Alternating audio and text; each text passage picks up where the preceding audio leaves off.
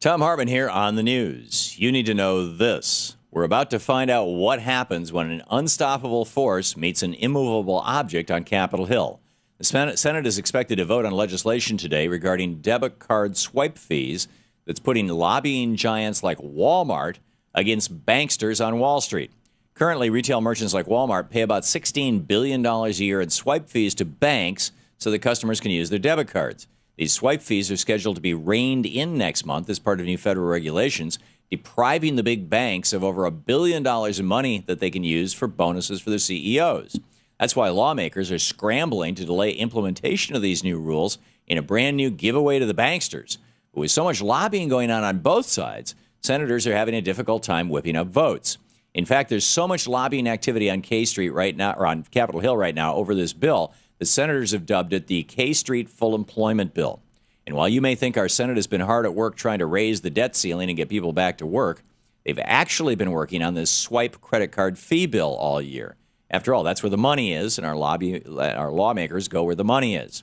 So until the 99ers and the anti-war demonstrators get $12 billion to pay for deep-pocketed lobbyists on their side, don't expect the Senate to solve the real problems affecting working Americans.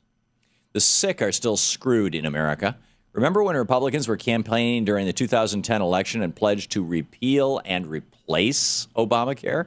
Well, after winning back the House, Republicans immediately repealed the health reform law, but in over 5 months in power, they have yet to replace it.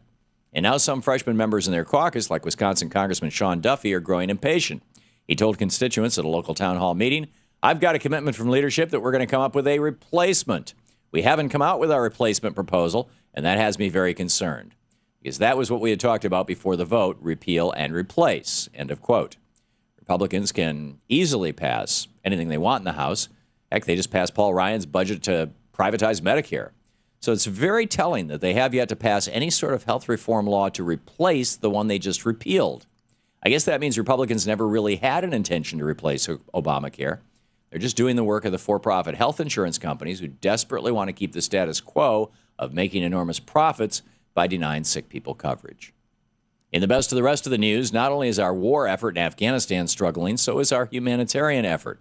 According to a new Senate Foreign Relations Committee report, the nearly $19 billion we've spent in aid to Afghanistan over the last 10 years, more than any other country in the world, has been mostly ineffective, squandered away by corruption.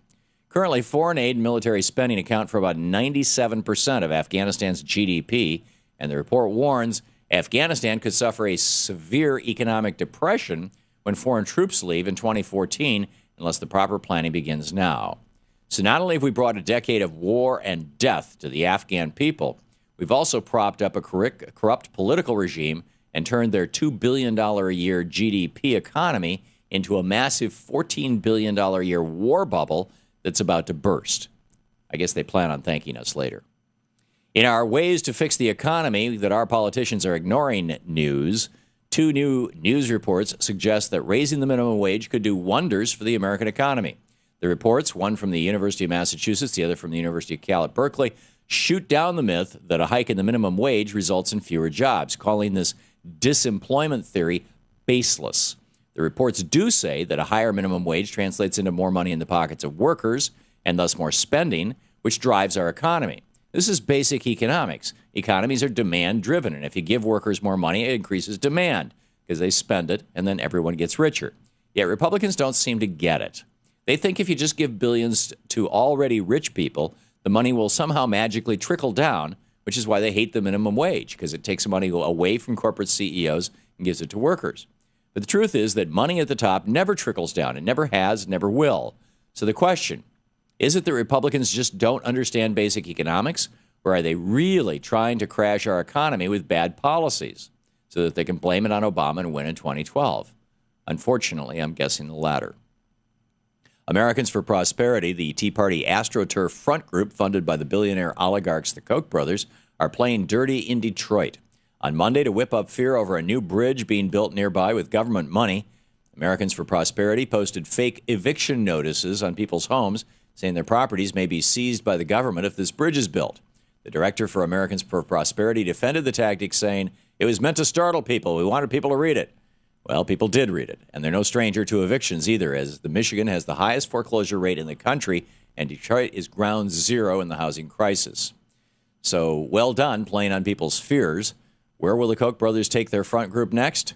A nursing home to pass out death panel notices? Crazy alert, the right to tan. Republicans in the House are focusing on the important issues facing our nation, like the 10% tax on tanning. That's right. Republican Michael Grimm just introduced a bill to repeal the tanning bed tax that was part of President Obama's health reform law. Grimm said his legislation is not a laughing matter and that the tax is an unfair punishment on small businesses. Grimm has found 23 other Republicans to agree with him and sign on to the bill as co-sponsors. Conspicuously absent from the list is Speaker John Boehner, the man who probably has the most to gain from a repeal of the tanning bed tax. Unclear what the name of the new legislation will be. I hear they're thinking of calling it the Jersey Shore Recovery and Reinvestment Act. And that's the way it is today, Wednesday, June 8th, 2011. I'm Thom Hartmann on the news.